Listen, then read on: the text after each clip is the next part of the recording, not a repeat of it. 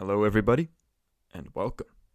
Today we will be wading through this fat chonker, El Ojo del Mundo, by the one and only Robert O.G. Jordan, a true legend of high literature. So what's it about? It's about Rand al'Thor, The Chosen One. or at least he's the chosen one for the last 23 pages of an 814-page book. So Rand and his buddies are from Edmund's Field or something, and one day they get bullied by some Trollocs, and to make it even worse, they get brutally kidnapped by a warder named Lan and his sidekick Moron, who has magic or something.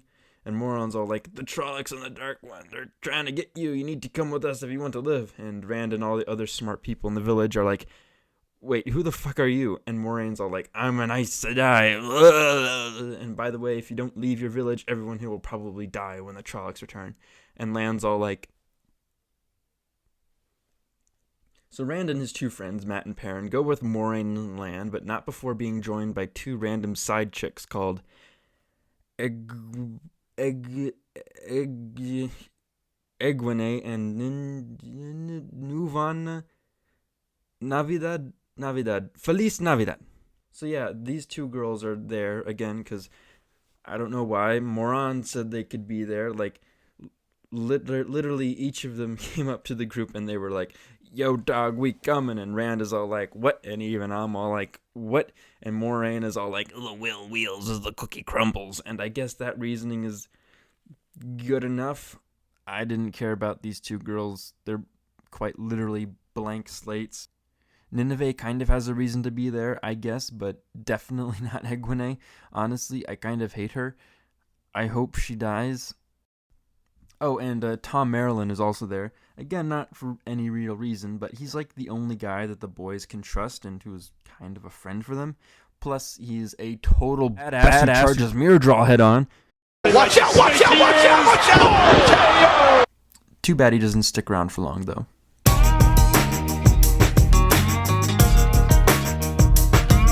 So the boys need to get to Tar Van Halen, where they'll be with the Aes Sedai and safe from the Dark One. And were you expecting an epic adventure full of grand wonders and excitement? Well, that's exactly what you don't get. First, they're following a road, and then they're not. And then the Trollocs blitzkrieg them and separate them, and then our gallant heroes are homeless. But it's not all bad. Sure, Nineveh is stuck with Moraine and Lan, who are assholes, but they're trained warriors and also happen to be carrying most of the money, so no big deal, they'll be just fine. Egwene and Perrin also got lost in the wilderness, but they've got a nice wolf man and some hippies to help them out. And when things do go wrong for them for 2 minutes, Moraine and Lan just come in and save them.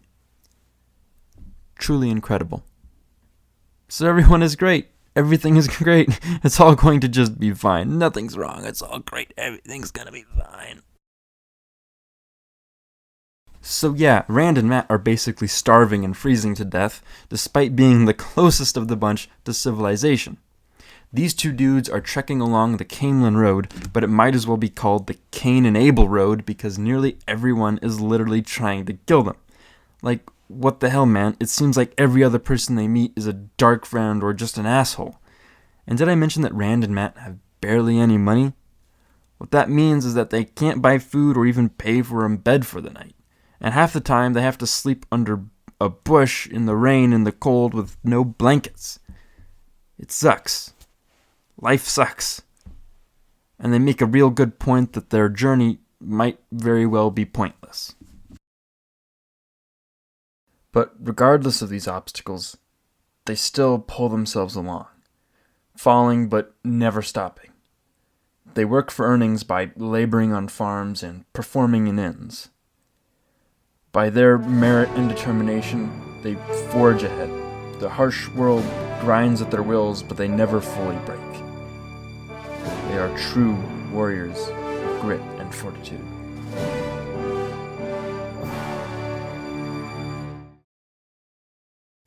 And did I mention that these two were the first of the whole group to get to Camelin despite all the shit they had to deal with? So yeah, fuck the other guys. Oh, and I thought Matt was being a piece of shit for a while until it was revealed that he was actually sick because of a magic knife. So good on you for doing good, Matt, I guess. So in Camelin, Rand goes to see Logain being paraded towards the palace. And Logain is basically the leader of a rebellion or terrorist organization, depending on who you ask.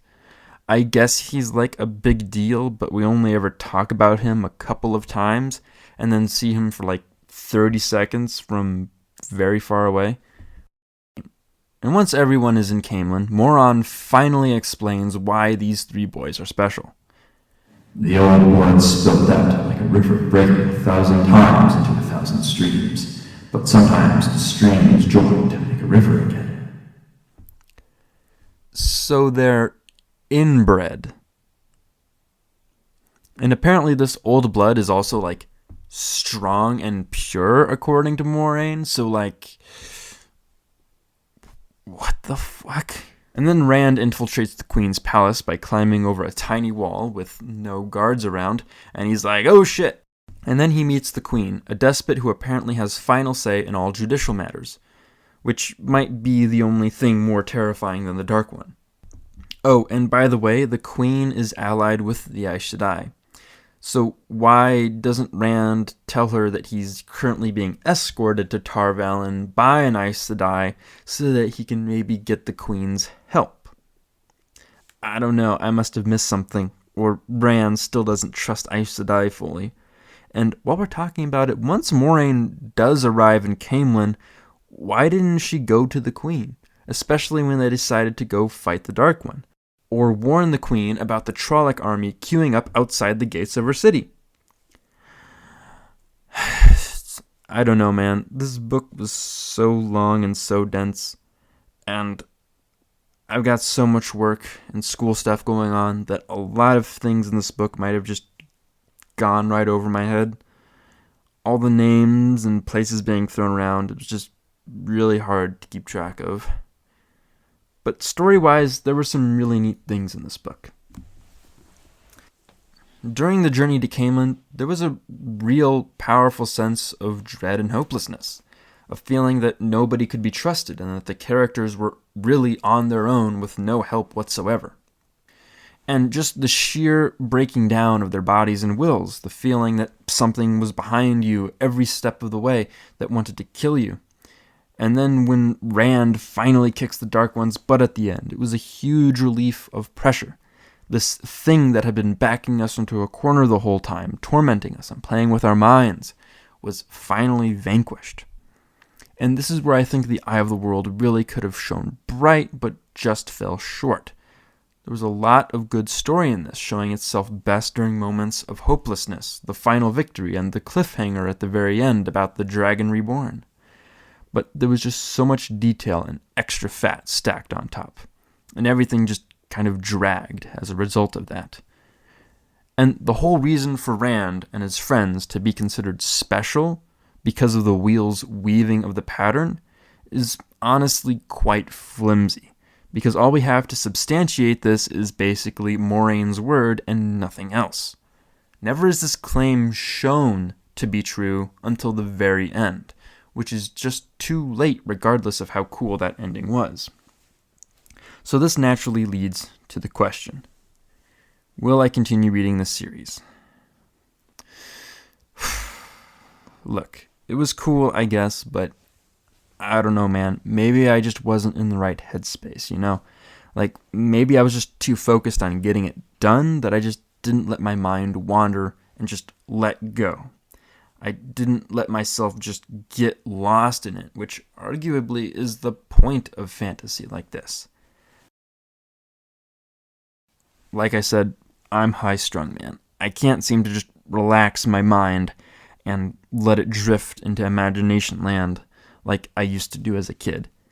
If I were to disregard this, I would probably give The Eye of the World a B. Like, it was just hard to keep my interest and pay attention, or maybe it was my fault. I don't know. Hey, I'm sorry. It's not you, okay? It's me. I'm sure you're great. Everyone says you're special. But you, me, I just don't know if it'll work out. I'm sorry. Goodbye.